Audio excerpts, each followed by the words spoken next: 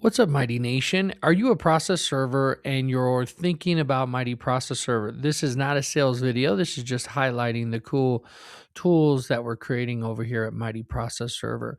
We are first a community. I very much value our community members. We have a directory where we list all of our community members. It's a membership that you pay for. It starts at $37 a month. You can get access to the tools, but membership starts at $97. It's premium membership. That gets you a listing on the directory. That gets you access to most of the tools that I'm going to show you. So I'm going to breeze through some of this, but the idea here is that someone can request a bid, and you as a server can say how much you'll charge. And so we're not going to get into that too much today, but that's the idea. The directory will send you business and pay. This software will pay, the membership will pay for itself essentially. And then the other thing you can do is while you're in here, you can actually bid on jobs. We're not live yet, but when we are, you'll be able to bid on jobs in your local area based on your radius that is set in your account settings. All right, so the thing I want to show you today, and this is probably what makes this so special, is the ability to upload a job using AI. And if I could say one thing that I've spent the most time on, it's probably this. The brand tools are cool. Like, I'm a marketing person, so the idea that I give you a completely customized order form that you can just come over here and build whatever kind of order form you want, put however much you want to charge. You can even embed it on your website directly if you have your own website. But you can also just use this link. We create a public link for you where your order form will live. So that's pretty cool. And then there's a link to take them back to your website. So right here, you can in the settings here, you can add your website, and then this is custom to you. And then when you click on this button right here, it actually takes them to your website. So it's somewhat branded to you. We didn't want to put Mighty Process Server up here and like redirect people. We wanted to make it a little ambiguous. So yeah, so this is your site, your branding, and that's how you set it up. But the thing I want to show you and highlight today is the Create Job Wizard. So I just got a job for our company, 123 Legal Support. And so I want to show you how easy it is when you get documents or a job, how long it takes, how quick it is, how easy it is. So let me just click here. I'm actually going to go to my downloads. I just downloaded some stuff. So the first thing is I want to download the document. So this is a federal case. I think this is it here. Yeah. So I should have named them, but one's a summons, one's a complaint, and one is like the field sheet. Okay. So it's not really a field sheet. It's our online order form. And so what it's doing is the AI is analyzing it. While it's doing that, I'm going to go ahead and upload my field sheet. When I upload my field sheet, it'll analyze that as well. This came through our e-filing portal, which is cool. All right, so we hit continue. It's still analyzing the documents. All of the rest of these steps that we're going to go through are the AI is going to help us with. But the first thing we need to do is who is our client? And I thought about making AI do this as well because it could. But this is where you need to take your time because most things in your business should be automated. I don't think that your client should be automated. I think you should take the time to make sure who is the proper client. Now, I've made this easy for you because you can type in the company's name and it'll pull directly from the clients tab just by typing. So if I hit, let's say this is the client, it automatically fills it in with the contact's name, email, all that. I can put here how much I received for the job. So if I go back to the serve, I can actually see how much I got paid for the job. So this particular job, it's a real job for 123 Legal Support. I could put how much I got paid. I could put a reference number if there was one. There's not. It's just an online order. So I'm just going to put some random number. You don't have to put any number, by the way. So one of the cool things that AI does, it does a lot of smart things, okay? I'm talking about like 40 different things that it does, that we can get into at some point, but I might publish a full list, but I don't want my competitors to see it. But one of the things it does is it searches for completeness. If a document isn't complete, it will tell you. pages 1 through 10 and 13 and 16 are missing. So what does that mean? Let's see. That could be just a error. Let's see here. Okay, there's different documents. So there you have the summons. That looks to be okay. Page 1 and page 2, you can toggle back and forth. If you want to toggle to a different document, which I need to see what's missing, I can click here to see what's missing. So that's the complaint, and it's got 52 pages. So pages 1-10 and 13 through 16 are missing. So that would be the first thing I would look at. I would go through and check and see. This looks like the first page of the complaint, so I don't know what it means 1 through 10. Let's see, 2, 3, 4, 5, 6, 7. Look at that. So 10, 11, 12, 13, 14, 15, 16, 17, 18, 19. Oh, it just didn't render. Excuse me, guys. So sometimes it can, it's AI, so it's not perfect. That's why you have to verify. So it looked like on the first time it skipped from 10 to 19, but now it's rendering properly. So it might have just taken some time. So let me hit, I'm just curious. So I'm going to hit back, come back here for a second, and then I'm going to hit continue again. I want to see if it still shows. Yeah, it's still showing. So the AI searched it and decided that there's some pages missing. So you just need to verify visually. And for a long time, I always had trouble. Like I only had one screen because I like Mac, and it was always hard to try to see verify documents and then also enter information. So this puts it side by side for you, makes it much easier. So anyway, you verify all the pages are there. 22, 23, 24, 25. I felt like it skipped some. No, I didn't. 22, 24, 25.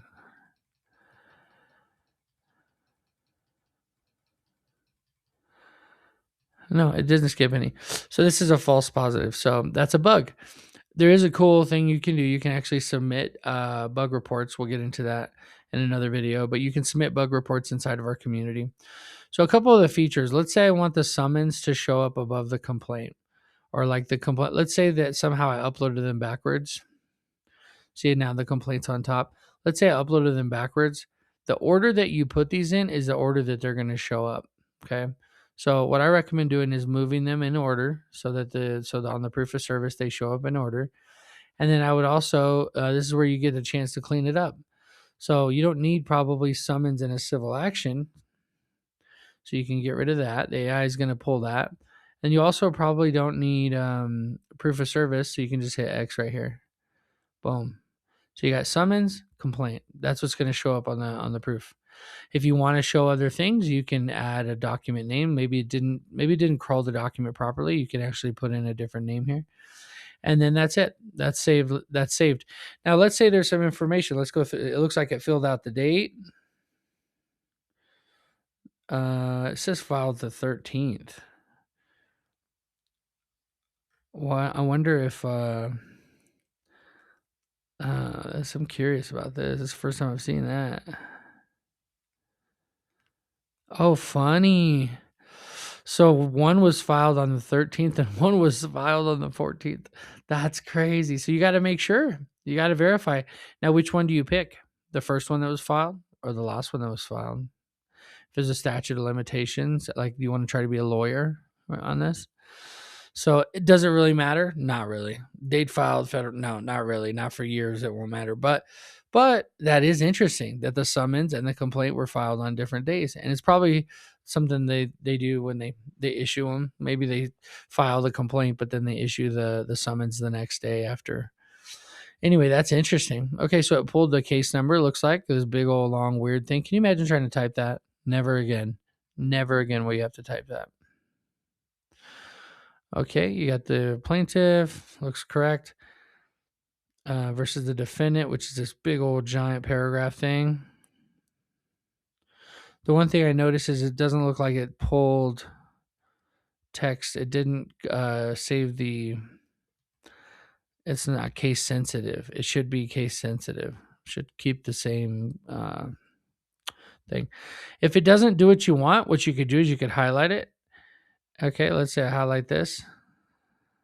It's pulling in some weird stuff here. But you can highlight stuff like district court location, right? This kind of thing. And then you can actually tell it tries to guess what you're trying to say it is.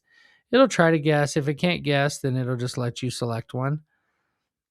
So it looks like it's already added it here, but is this the right address? There is a court case lookup. See, there's a court case lookup. So you can search for courthouses in Indiana. You can type in the name of it. And you'll actually find it. I have a full database of every courthouse in the country in here, so you can just find it and it'll plug in the address for you. But we don't need that because it's a U.S. district court, right? So out of Indiana. So continue. So is it pulling the proper person for service? Now this is important. Inside your settings, you can actually change it where it'll put first name first, last name. But this is traditionally what legal and law does is they put the last name first. And I actually come to like this because if the wife answers the door, I can say, Miss Ricky. I'm not just going like, is John here? Like I could be more professional and like the last name is what you're looking for. First names are often changed with middle names and stuff like that. So it's a good policy just to always be like, are you Ricky? Mr. Ricky? I got a delivery for you. You know, that's the better way to do it, in my opinion. So you can upload a photograph. I like to use my guy Erwin.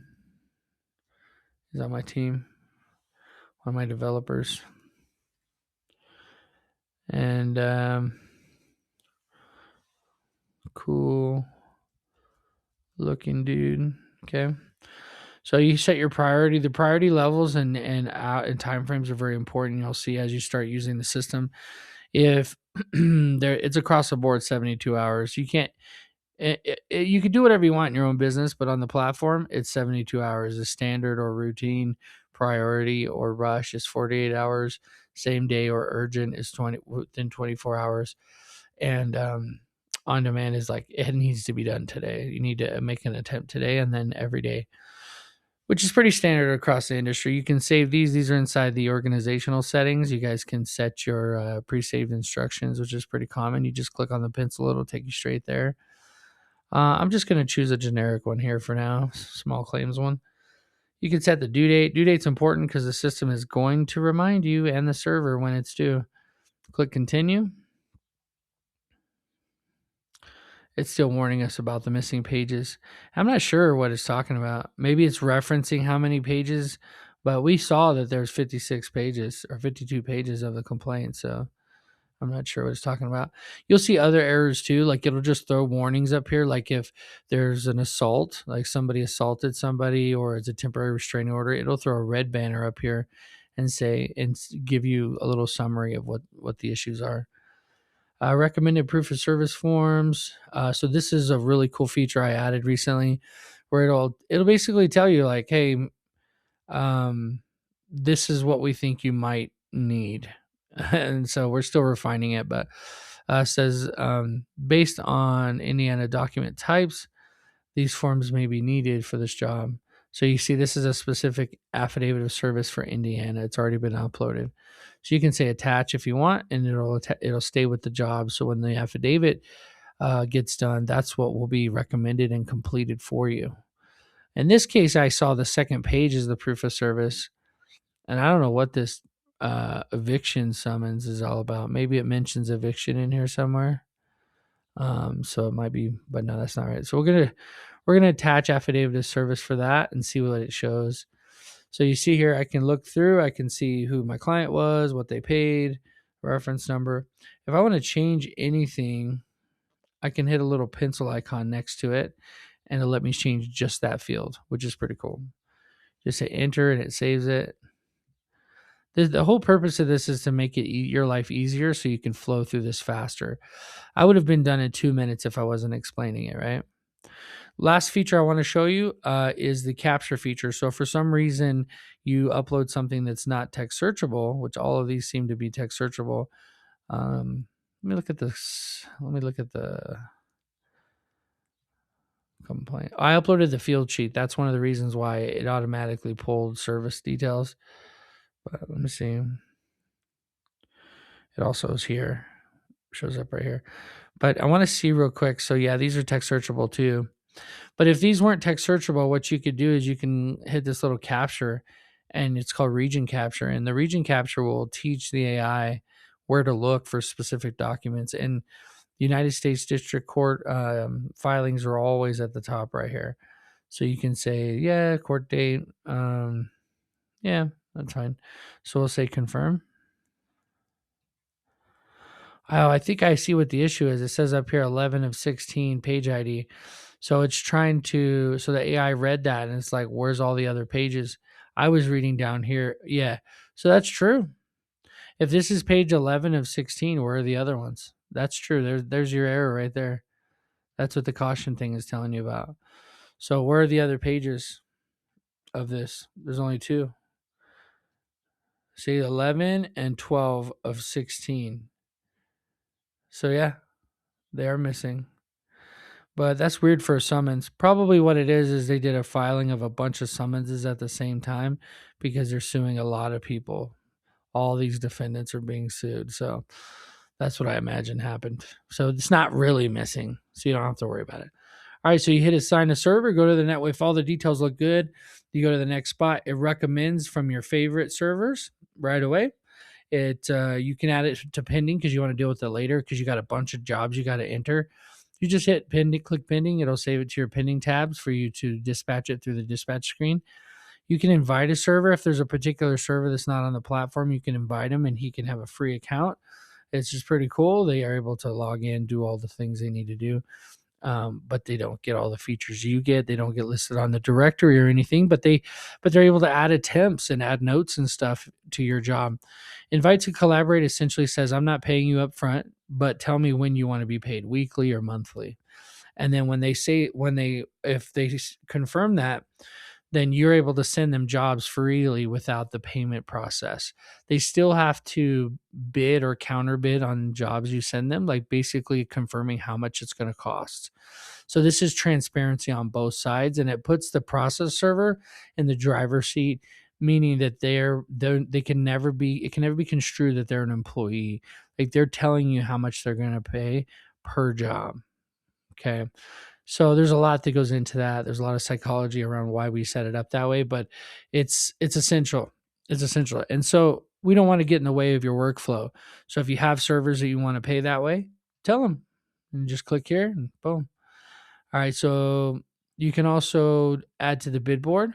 So if you post something to the bid board, it'll automatically be where people can bid on it. Let me just go ahead and post it to the bid board. But maybe I post it to the bid board because I want to start getting bids from people in that area. But you know what? I actually also would like to see who I want to send it to. I might want to send it to somebody specifically. Or maybe I want to search the directory. There's a guy that I know. He's a really cool dude.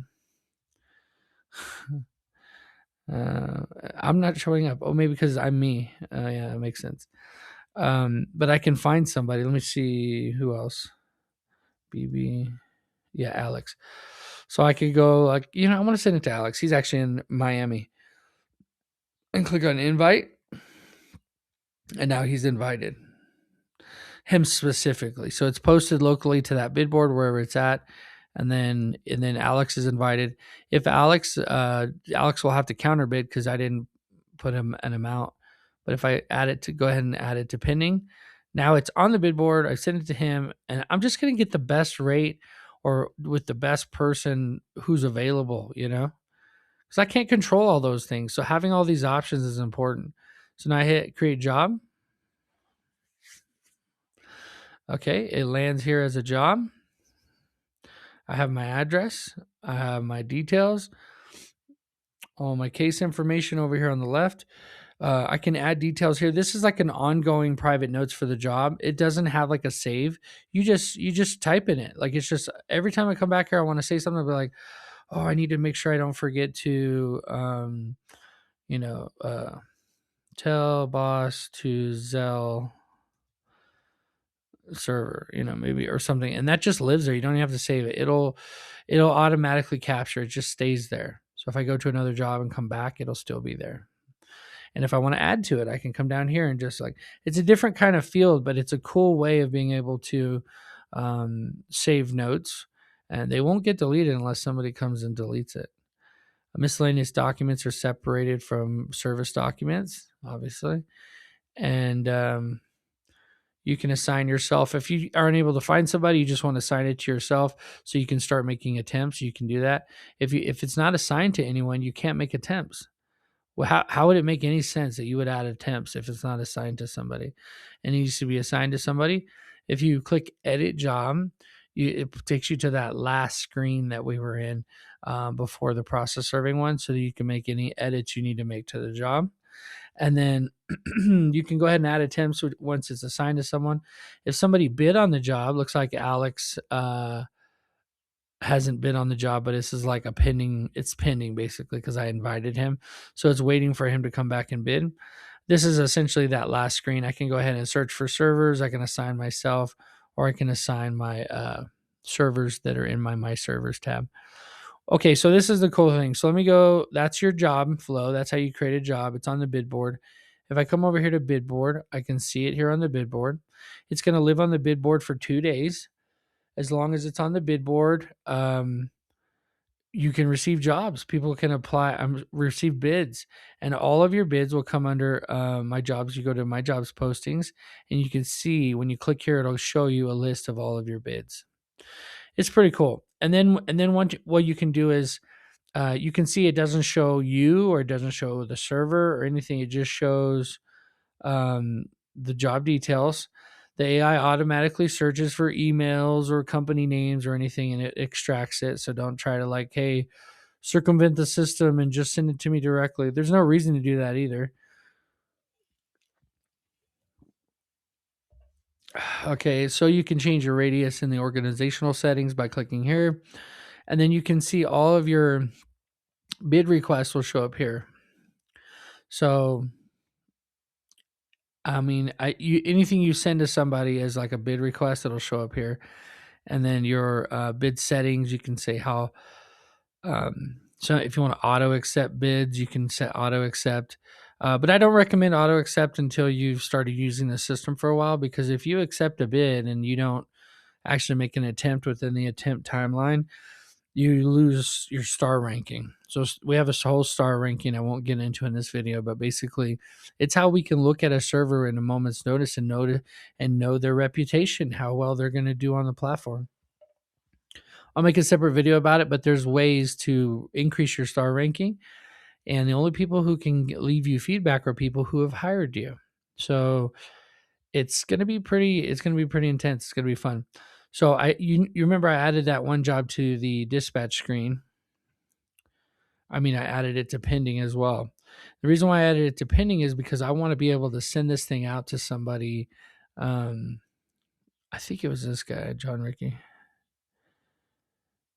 48 hours. Oh, because I posted it to the bid board. Yeah. Let's see. Indiana. So let's see. You can, I think oh yeah, it's this one. So you can actually auto dispatch. So like if I have a job somewhere, I can actually, you can see my saved servers that I have over here. Like this is one of my saved servers. I can say, hey, can you, I can send him a bid request for this one. I could put an amount in here, but like, hey, can you do this one, for whatever. And maybe there's multiple jobs I want to see how much he'll charge me for. All he can do is just like decline to bid or counter bid, especially if I do $0. It's just going to ask him to counter bid. And once he counter bids, it'll come to you, and then you can accept it or decline it. And you can see there's 3 jobs that are not in his area, over 400 miles out of his area. So it's not letting me request a bid for those. They're not in his area. But since he's a favorite in my favorites, in my servers, he's one of my favorites in here. He actually shows up with a star, which is pretty cool. And then you can see this is one of the jobs I need to assign. So if I wanted to assign this job to someone, I can see their mile radius. I could change the mile radius to 100 miles to 25 miles, and I could set it so that it changes. You see the 25-mile radius. There's nobody near him. Okay. So I have to come over here and be like, hey, can you Integrity Solutions, can you can you serve this guy? That's the idea with the dispatch screen. So a lot of people are going to want to add jobs to the dispatch screen because it's just going to make it easier to send out jobs quickly. That's the whole idea behind it. So the last thing here I got to do, and this is kind of like full circle, is I need to complete a proof of service on a job. Let me see one that has some attempts here. Looks like this one has some attempts. These are all fake jobs, okay?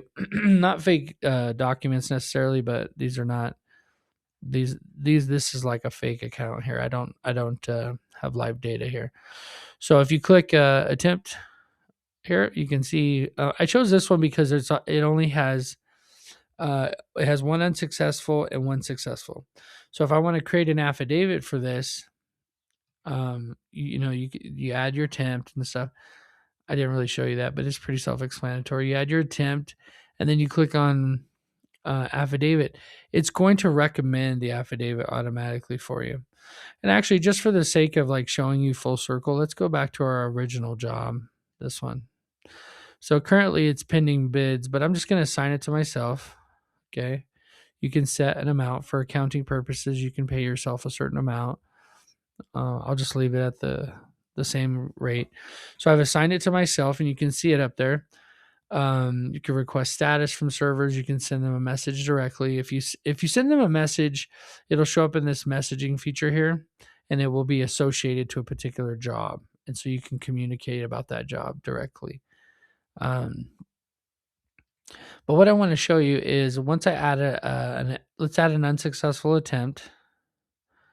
Let's click on unsuccessful first, so that changes the service type. And then we're going to change this to, let's say we started on Monday, unsuccessful, no answer at the door, talk to the neighbors. They said that a woman lives there with her kids. Pretty common, right? And then you have the address here, and you can add a photograph. Let's see if I think I have a whole set of photographs. We'll just use this one of my other projects. I'll put a picture here. So you can throw a photograph in there. It was unsuccessful, and you can just click on this little thing to make it quick. Let's say this first attempt should always be evening attempts unless they tell you something different. So there's an evening. Go ahead and hit save attempt. It saves it as an unsuccessful attempt. Let's go ahead and add another one. Unsuccessful. The next day, let's say this one is an early morning attempt, or a weekend attempt are the best second ones. Remember, you want to do as little attempts as possible. So like 7 o'clock. That's it. Okay, 7 o'clock. And then we're going to say, spoke to the husband as he was leaving the house and said that he doesn't know who I'm talking about. Got in his car and sped away. License plate number 4457S2J1. Okay. That's a good attempt, right? You get some good details. So just another random photo here. Some logo testing here. Oh, it doesn't like that. I think it was a fancy one. I have some actual ones here. Let's see. Okay, save. So that one was unsuccessful. And then let's say today was successful. So we made an attempt just now. It's like almost afternoon. Well, actually, let's say it was yesterday, just to be congruent. Yesterday, it was at around 1 o'clock. That's an afternoon attempt. So you got morning, afternoon, and night. That's diligence, right? You're going at different times of the day. As I pulled up, she pulled into the driveway and got out with her kids and gladly accepted the documents and confirmed her identity. That is a pretty common occurrence. And so you can have your photos. Let's go ahead and no actual real photographs here, people. Okay, let's see.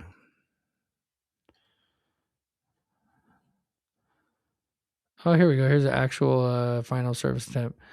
I know I said it was a girl, but let's just pretend. So there you go. Save. So you can save that, and then if you come over here, so that's your three, your diligence. We got him served. I've changed it to her, but whatever. Okay. Okay, so we're gonna. So now that we're completed, affidavit tab is active, is live. I forgot to show you the in route feature, but basically in route sends a notification to the client saying, "Hey, I'm on my way. It's my next serve, my next attempt." And there's a whole feature on the client side that shows like almost like Uber. Will show the GPS, showing them pull up and everything. And this is going to be essential in the future for compliance and stuff. So you see it automatically recommended the Indiana affidavit. It's already been mapped out based on you can see the data is filled in for us. There's some tweaks, some things I would change. I've told my team to stop mapping text fields. Like if you want to fill out the text field, you can grab a text box, custom text box. You don't need you don't need one to already be there, especially if you're not going to fill anything out in that area. So we're going to fix those. You get your signature field here. One of the coolest things about our affidavit generator is you can create snippets. So if you click on text, you see you can add, you should create the snippet. Let's say, cool guy snippet. So it's going to be text. Yeah, I want it to be text. I want it to be just general knowledge. If you didn't know, I'm super cool, and this block will live here as proof. And I can click save. And so there's my cool guy snippet. So if I click on the cool guy snippet and then I click anywhere on the document, boom, it'll throw it in there for me. Isn't that cool? So like this is just how things should be now. Like we're in the AI world. Why don't we have these tools? So now you do. Now you do have these tools. So if you have a notary block and you want to regularly add your notary block, you can just click it, click in here, boom, that's your notary block. You want to edit it, change it, move it around, you can do it. If you have images you want to be able to add on a normal basis, you can do that. You can also categorize everything. If you have a logo or a seal that you want to add to all of your affidavits, you can do that. Courts don't like that very much, but you can. And then you could your whole list will just show up down here. It'll just keep stacking up. Okay, so let's say you do this and you're like, cool, but Mike, like I want to be able to like show proof that I served it. Like, where's my proof? Well, you fill this out. Most courts accept that, but maybe I want an exhibit page. I just click on add exhibit page. It adds the exhibit page and it automatically includes the last attempt photo, which is what I just uploaded. If I want to add additional details here, I can. I don't have to. Verified identity as I served her in the driveway. Okay, that's it. It's got the date, time as well, just to kind of like double up. And then I can keep adding exhibits. Maybe I want every attempt photo, so you could just delete this. If by the way, if there's like 6 photos on the last attempt uploaded, they will all show up here, up to 6 on this exhibit page, side by side. Boom, boom, boom, boom. All right. So let's say I want to.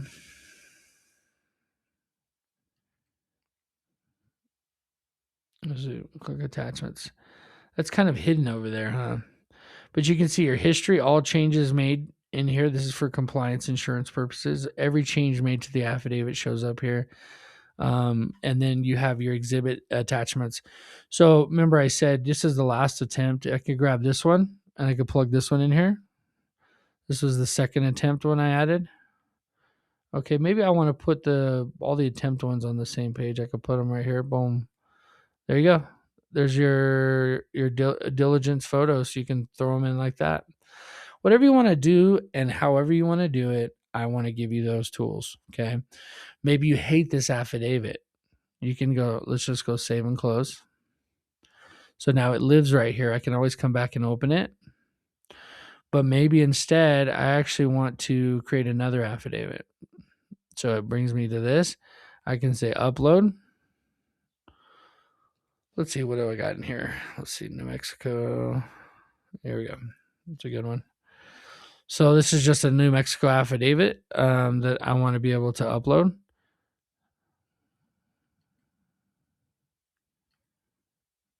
Oh, it's not rendering. I got to get out of here. It's trying to render the old one. Yeah, so there's still some bugs with uploads, but I'll have them fixed today.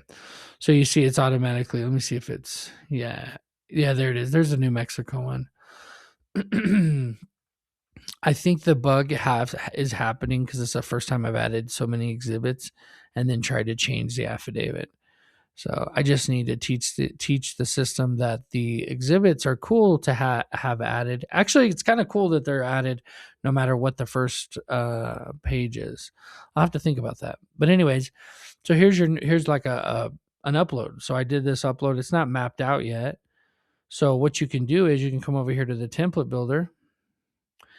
And these are every merge field in the system lives over here on the left-hand side. So everything, like it tried to give me only like the essentials. And I was like, as I was building this out and like coding it, I was like, I want everything. And so this took a lot of time and effort. But let me tell you something, you can map this out completely. So if you see something here, like let's say to the defendant, so I can come over here to case details. I'm not going to do all of them, okay? But I want to just give you an idea. So here's your parties. So you can click on defendant name and just click in the area where you want it, and you just drag it to where you want it. You can drag the field to fill the whole area if you need to. And if it goes too big, it'll just wrap text. It'll do 2 lines, and it'll keep going down. Actually, it'll wrap text all the way down. It'll look ugly if you have just a giant thing. So you want to be careful. And so what you can do to test it is just go back over and click on affidavit generator, and it will show. There it is. It'll show it what it looks like. So let me go back to template. It's kind of weird that it changes height here a little bit, but I put it where I want it, and then I click over here, and there it is. So I can like play with this. Now you don't want to just do this every time. So what I've added is the ability to save as a template. If I click on save template, I can say this is my New Mexico. Yeah, summons proof. Sure, why not? Save template. Confirm. And now it just lives over here. Okay. So no matter what is the AI recommends as an affidavit based on Indiana and all this kind of stuff, I can still just click here and it'll just, if I've mapped it out, it'll just show up. And if ever my mapping is wrong or something just doesn't look right, I can come over here to the template builder and fix it. This is what I wish I had as a new process server. I had no idea how to do affidavits. I didn't know what types of affidavits I needed. Now you have every affidavit in the country pulled directly from the courthouse.